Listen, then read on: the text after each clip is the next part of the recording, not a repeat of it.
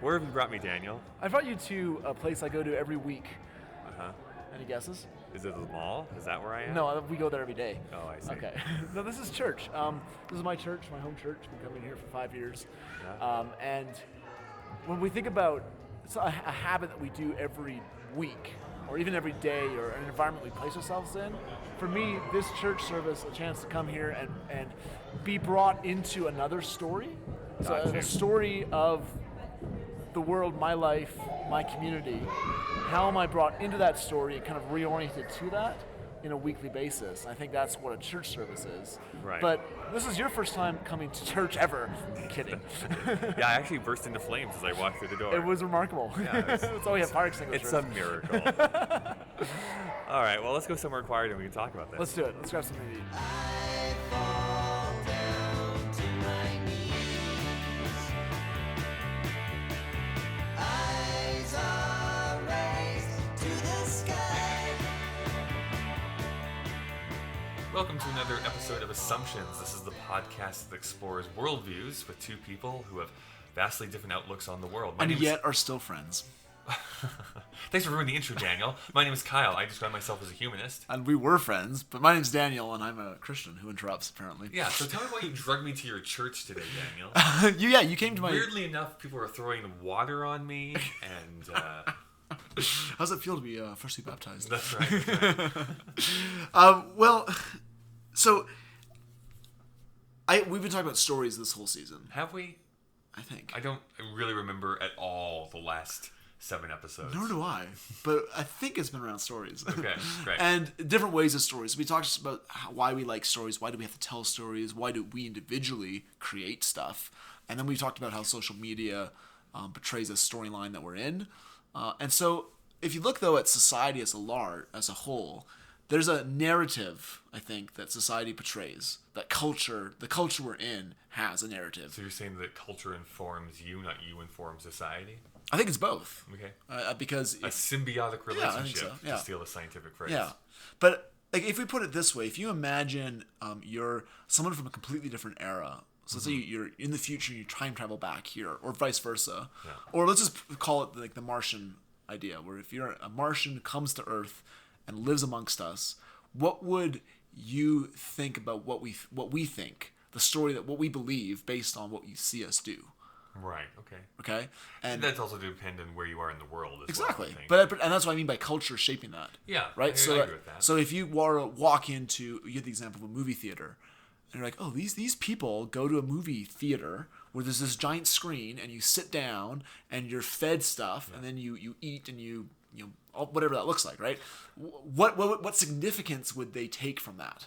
Sure. Okay. Well, I mean, there's that old joke that I remember as a kid, where that if aliens came down and just looked at how we related to our dogs, right, they think that dogs were in control. Right. Here we are. We take them for a walk. Yeah. We pick up their own feces. Sure. That sort of thing. Sure. It's like, yeah. Obviously, it's the dogs that are the ones in power. Yeah. Okay.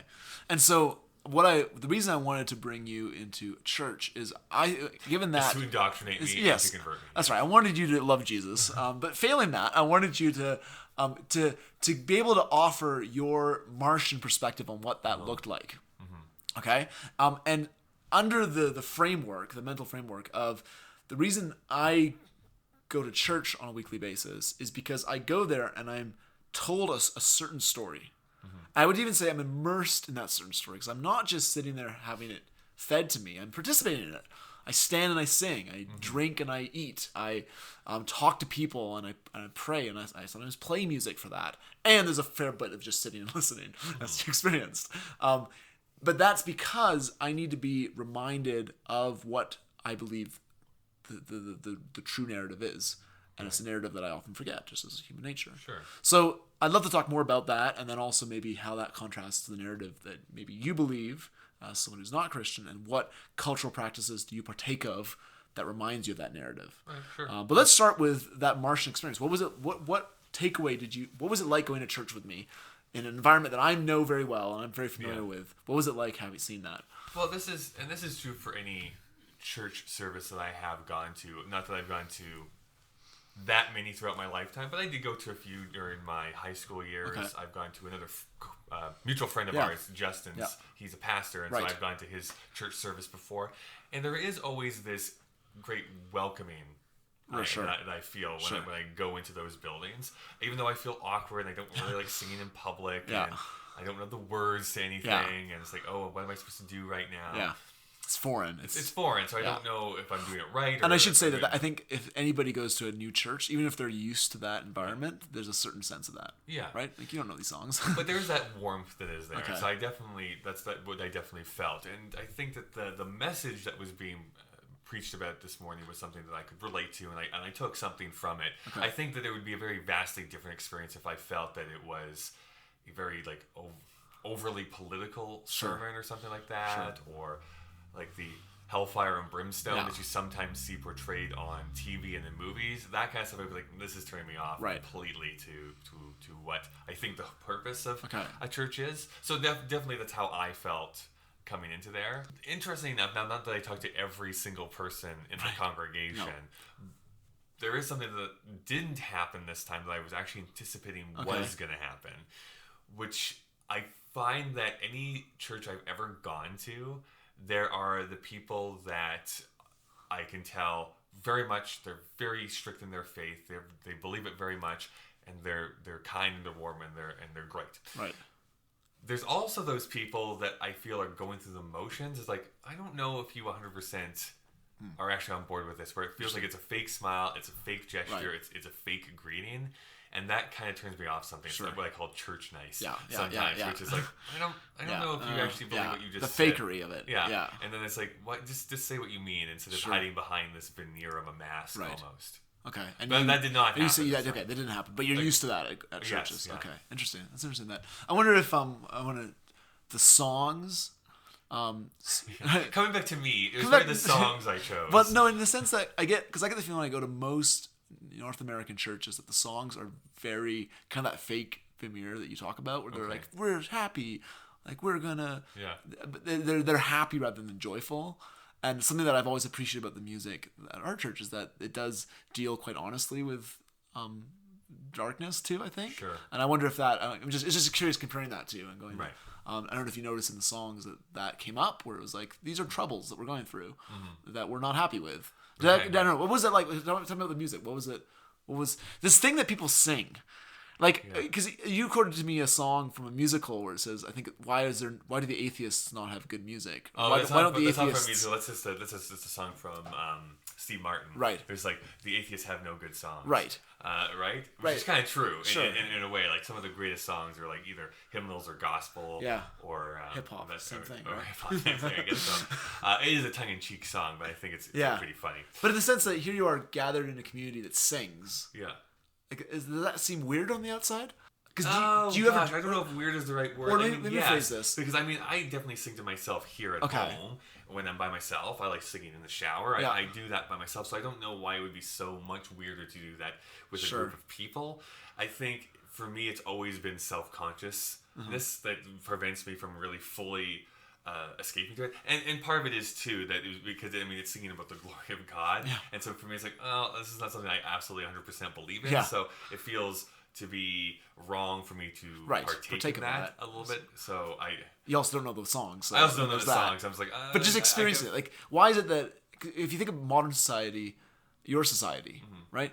Was there ever a time where you get together and you sing, especially sing to someone? Never in mine. I'm sure if in other cultures and other families, they probably would have done that around Christmas time or around other places. But that's probably concerts, maybe. Maybe that's the only anthem. That's about it. Yeah. Like sports arenas are probably the closest that we have to that same thing, where you sing the national anthem. But even nowadays, you listen to someone sing it. You don't really. True, but I guess I am going with with soccer over in the UK, where there's definitely soccer songs that are being sung during the game that is happening. So there's definitely that give and take that's going on in that case. So there is a little bit of similarities that way. But I guess throwing it back at you, would it feel? I guess it would probably feel as weird to you to come into a place that was singing but was not singing about God. It was just like, let's sing about the trees. Let's like sing about the glory of trees and exalt in that Right. for like an hour, Right. and then someone came up and was like, "Let me tell you about the greatness of trees." Yeah. You know, Yeah. I mean, I don't want to be too flippant with No. that, but it'd be kind Yeah. of a similar Sure. thing. It's like, Yeah. why are we doing this?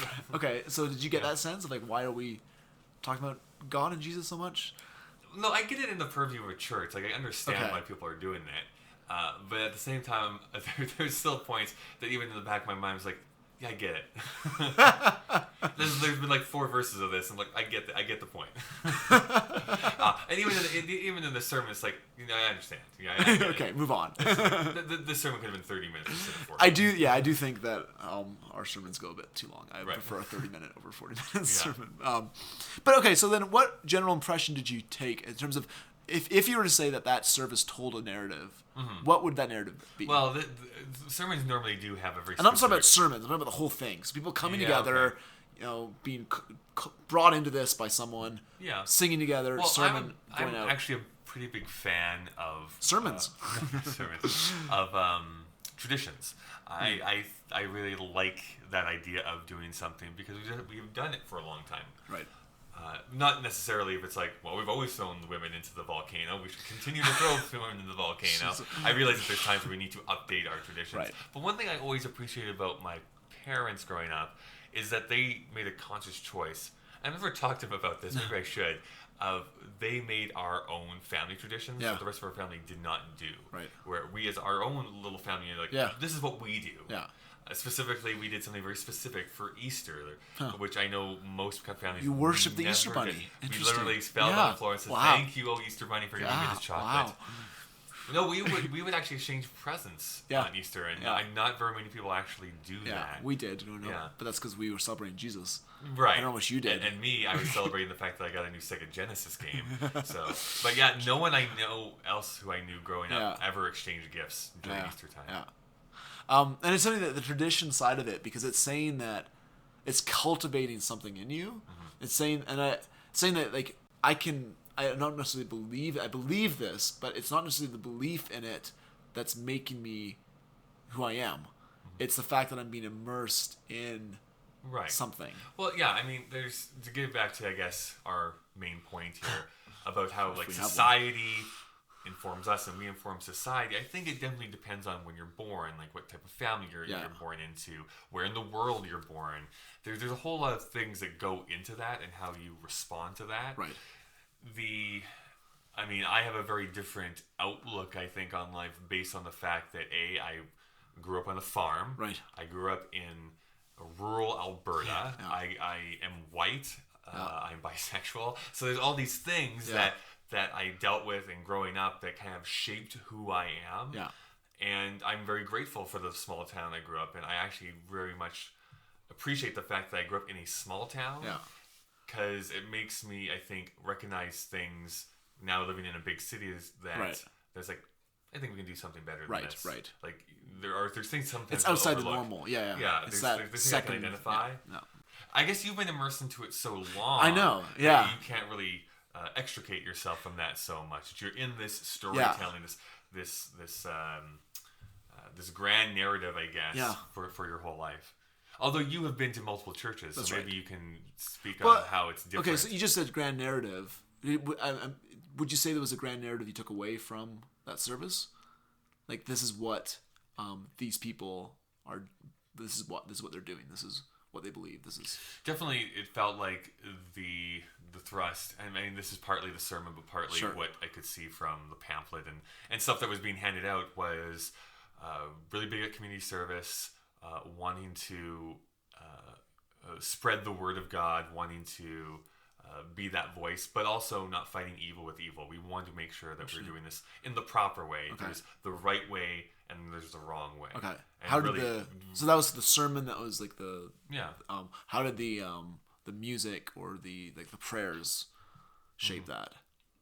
Well, I think something again that we were talking off air about a little bit was how the music specifically, the music choices were not ones that necessarily were just we're happy all the time, but it's like we're dealing with the light and the dark at the same time, which I think is important. I think too often people paint Christians as being super upbeat and never have a bad thought in their lives, which I know is probably not true. Yeah. But it's not what we portray it. It's how it's portrayed. Yeah. You're like the Ned Flanders of society. And for me, at least, I think it's always been important to realize we should appreciate the greatness of life, but also recognize that there's some darkness that we have to identify and fight if we Okay.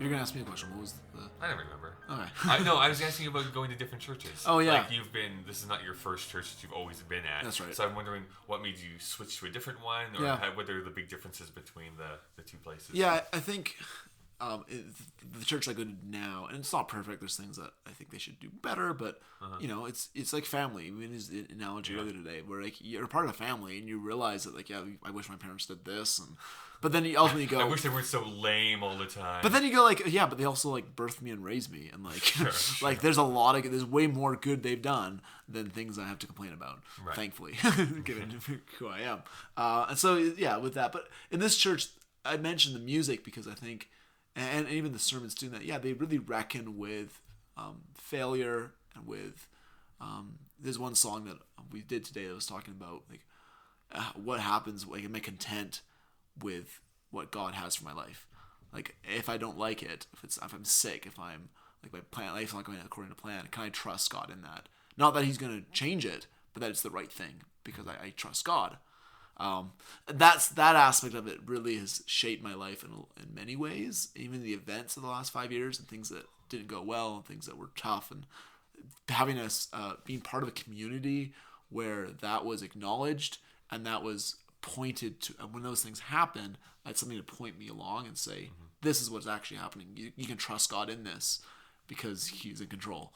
And and so that's something that is large in that church. I also think about the sense that a lot of Western churches that I've been to are very much, you come together, you have some announcements, you have some songs, you pray a little bit, you have a sermon, and then you go.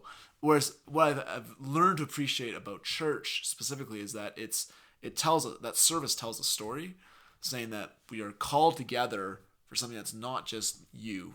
I never would hang out with most of those people. If we weren't united by something different than us. And we're doing that for a reason, and we're praising God for that, and we're being brought to a point of realizing we can't do it on our own. So there was that distinct time in this service where it's like, we're going to pray for the things that we are not good at, things that we failed in, and see that we can find hope beyond us because of what Christ's done. So there's this sense of being broken every week, of like, okay, I got to face up to what I've done that was not good, and I've got to be forgiven again. And then I'm sent, and then I have the word of advice and something that's going on there with God's word, and then I'm sent out, and I'm being sent out with something that's more than just somebody. My pastor isn't the one sending us out; he's quoting the Bible and saying, "This is how God protects you. This is how God nourishes you. This is how God equips you. Now go out with knowing that." And now you can face the week, no matter what happens. Right. I mean, we've circled this topic a few different times, but this is the part that I kind of yearn for myself, which is that you do have that community aspect to fall back on if you need to.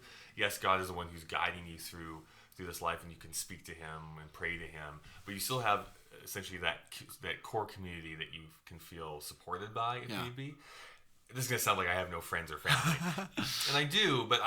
But for me personally, just the way my personality is, I often feel that I can't talk about those things, or that I feel weird about talking about those things. So I need to confront those tough questions or those hard times in my life by myself, without the help of anyone. And it's like, I just want somebody just to help me along. I just need someone to help buffet me through the next week or whatever it happens to be, because I really feel lost or upset or frightened or whatever the emotion it happens to be. Yeah. And I just need to deal with that with myself. So I can, if terrifying. I could just be like, here you go, and then I can just go off and do my thing, that would be great. But I just don't have that outlet. Interesting. But it's even interesting saying that and then going, the reason I think we're open to having that support that you described is because every week we sing about how we're not able to do that on our own. We sing about like our need. We're constantly being reminded of that. One of the things that, because I lead music there and I have for many years, as that I was taught by one of the other song leaders. He says, when I plan the songs for a service, I want a song for everybody in that church. Somebody coming in that's had a miserable week. Someone that's had an excellent week. Someone that's like really wanting to praise God today. Someone that's like, I can't. I want something there for them to identify with. And I think doing that on a weekly basis means that when you get to that stage in your journey where you, like you say, you just need something for that next week, you've already, it's natural. It's okay because you've been singing about it the last year. Right. And then when someone comes to you and says, I need this right now, that's okay because you know that that's okay. And I think too, like when I look at community in that sense, when I've gone through those circumstances in the last couple of years where I have hit rock bottom and I need something, there's a lot of it where I do rely on other people, but I'm in the end, what those other people are teaching me to rely on is not myself or them. Right. It's what God's done through me. Yeah, and so for me, I think the similarity then for me is going to the movie theater. Yeah. Like that is the church that I go to in many ways. Can you say it again? That's a big statement. Mostly, and I treat church the same way. I have my bag of popcorn and I'm watching what's in front of me. But you don't stand up and sing ever. That's right. They did have a Moana sing along that maybe is the closest thing. I'll just roll up into the aisle, sing my hallelujahs, that sort of thing. I think that's the closest that I have there because when I watch a TV show or watch a movie or listen to a really great song, I am there to feel that emotion of the artist. I am there to feel the empathy, or I want empathy to flow from me, and to know that they've been through it too. Yeah, so that's what I'm looking for when I go there. And that's sometimes you get a bad movie, and it's like, well, that didn't do much for me. That's I get bad sermons too. Yeah, I'm angry that I spent my $13 to go and watch this movie. But for the great pieces of art, it's like you can feel exalted and joyful, and sometimes the same movie can make you cry and laugh and have those range of emotions, just kind of like a church service can, a great church service can. Yeah. And so that's how I kind of exalt in that. I can be like, I am allowing myself. No. I guess I prevent myself from being taken over by the Holy Spirit, but I allow myself to be taken over when I'm watching a piece of fiction, where I allow myself to cry when I wouldn't do that in normal life. I'm allowing myself to feel joyful when sometimes I will prevent myself from doing that myself. I'm giving myself permission, like I am in a place, I'm in this area where this is expected of me, and so I don't feel bad doing that. And others are doing it too. Yeah, you're not alone. It's a shared experience. There's a shared experience. Interesting.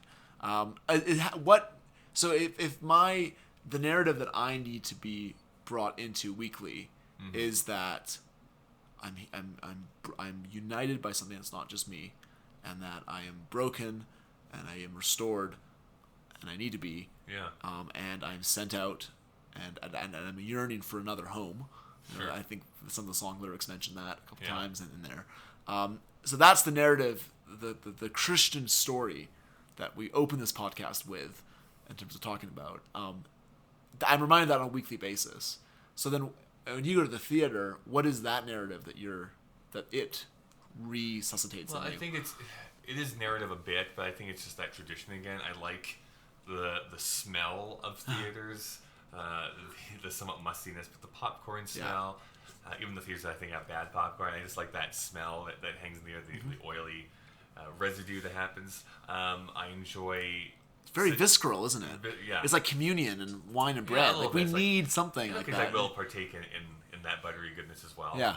And then I say a prayer, and then we go on. Yeah. It's the bread of broken for you. Yeah. I eat of him, I drink of him, my big gulp that I have there beside me. But and I like being able to like I sit in the chair, like there's darkness that slowly descends on me, and now I'm being a part of this story that's being projected to me. I like to hear the people teetering behind me. I mean, the story I told to you today when we had brunch together was one of my favorite ever movie-going experiences was for The Force Awakens, because Star Wars hadn't been on the screen for like 15 years. There's people that were bubbling in excitement. This is the midnight showing. We're sitting down. The lights go off. Yeah. The title card comes up. It's like a long time ago in a galaxy far, far away, and that goes to darkness, and there's like that stuttery step, and we know what's about to happen, and you can feel the electricity in the air, and suddenly, boom, John Williams' score happens, and you're like, yeah, like people are clapping and screaming, and like, we are part of something here that's not going to happen at another showing. It just won't. This is something that's very special about this first night. The diehards are there. We're all here in the shared experience and having this great moment together. You make me want to go watch a movie. Yeah. I really do now. But you're not, but is that a narrative that, because a movie, each movie has its own narrative, right? Yeah, just like you could say that like each sermon has its different thrust to it. Yeah, you still go through the motions. What is it about that experience you just described so beautifully that is consistent and that maybe flavors what you think of the world, because you partake of that so often? Yeah, I think so often nowadays we're inundated with what makes us different, that we never really focus on what makes us similar. Yeah.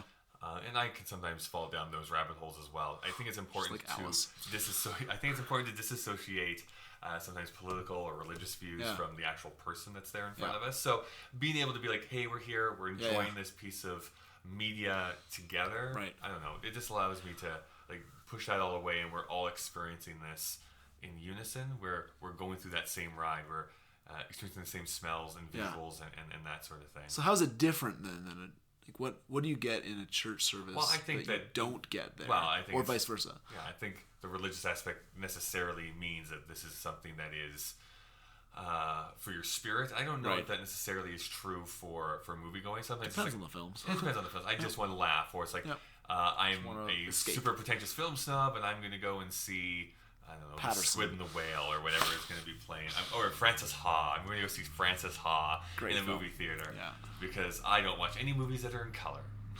I think color ruined movies. As I go prepare to see Wings of Desire this week on a theater, because it's interesting saying that, like in a theater, it's very much, and I think some churches are guilty of this, where it's very much you're a partaker, you're a consumer even. So you sit back, you have the story. Do you agree with it? Maybe you liked it, cool, thumbs up, Rotten Tomatoes, whatever. And then you go out and you live your life. And I think when good film happens and when you engage in it properly, it can have an impact on your life. Yeah, it changes from a sit back to a lean forward entertainment at that point. Yeah, and it does flavor your life. Whereas a church, there is that aspect to it where you sit and you consume a sermon, but you're expected to participate in it. But you stand up and you sing. And you talk to people and ask how their weeks are going, and you connect with them on that level, or you eat a meal with them afterwards. Right. And we didn't have communion this week at church, but often there's communion involved, where you're being nourished spiritually through something that's different. Right. And then there's even the prayer. Like, I think I've been to films where I sit in the theater and I am emotionally, and my conscience is being pricked by the film. I've had this happen on a regular basis. Where I watch a movie and going, this is. Wow, you see it clearly because it's in a different environment and a different world you're seeing, and you go, I got to make some changes. But that's something that has to happen every week in church. Like, it's part of church is to be like, no, this is how you failed. Here's how you need forgiveness. You can't do it on your own. You got to have Christ. Now be built up in it. Like, do you see? Is there a difference there? There is a difference there. Yeah. I guess my question for you then, yes, maybe the sermon is different, but do you ever feel like, I was like, I wish there was just a different message, just once. It'd be like if I went to every movie, and every movie, the theme of the movie was like, you should be good to people. Like, at a certain point, it's like, yeah, I got that one already. Like, I understand that already. Maybe a different story would be fun. Okay, so the times I get frustrated is when I think the message is geared for an audience that I can't bring you into, like as a friend.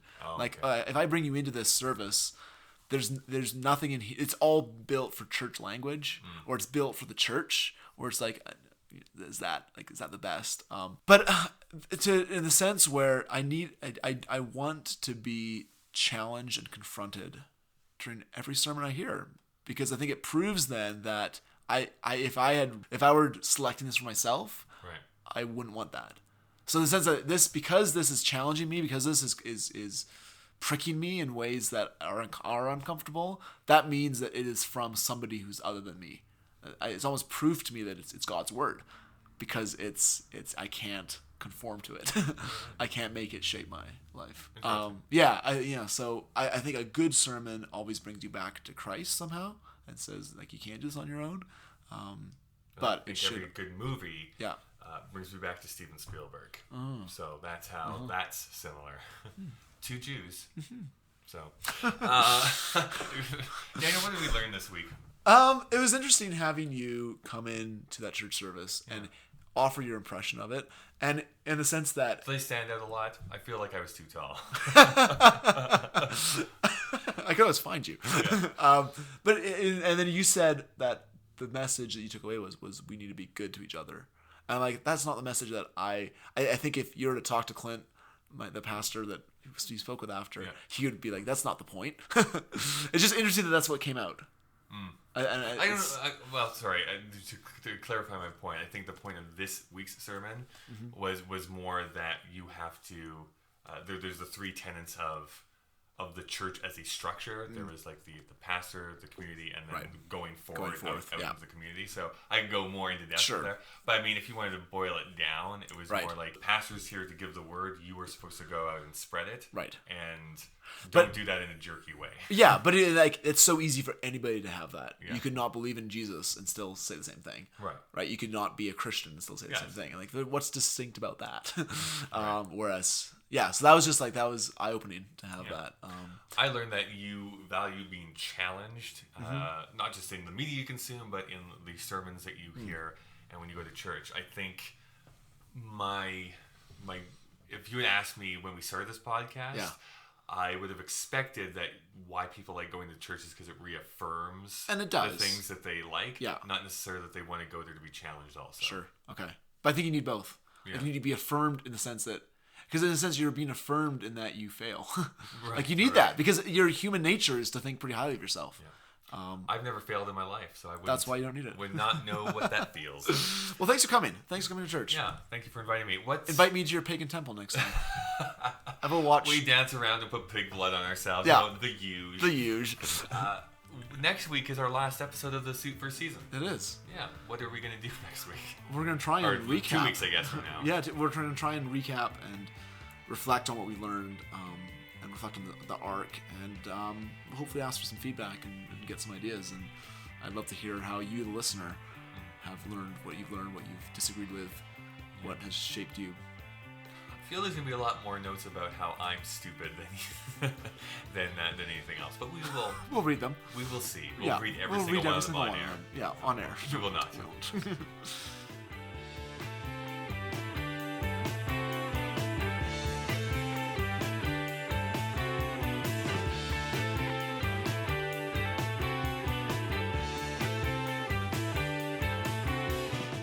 Thank you so much for listening. Once again, this episode was written and produced by Kyle Marshall and Daniel Melville Jones. Edited once again by Kyle Marshall. That's me. Please take a look at all of the podcast notes that are attached to this episode. There you'll find our collaborators and the people who have made music for us.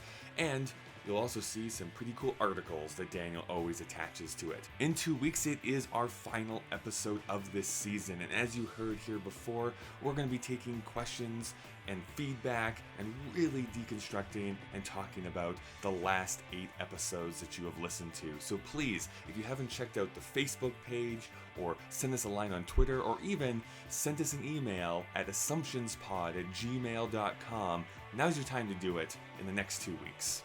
Daniel and I have some really exciting ideas for Season 2. I can't wait to share them with you, but please take a look on our social media pages and look out for a Facebook Live that will be coming very, very shortly. Until we can talk to each other again, and I'm sure Daniel will agree with me, it's been a pleasure getting to know this community, and we can't wait to continue this very special project. Have a great day.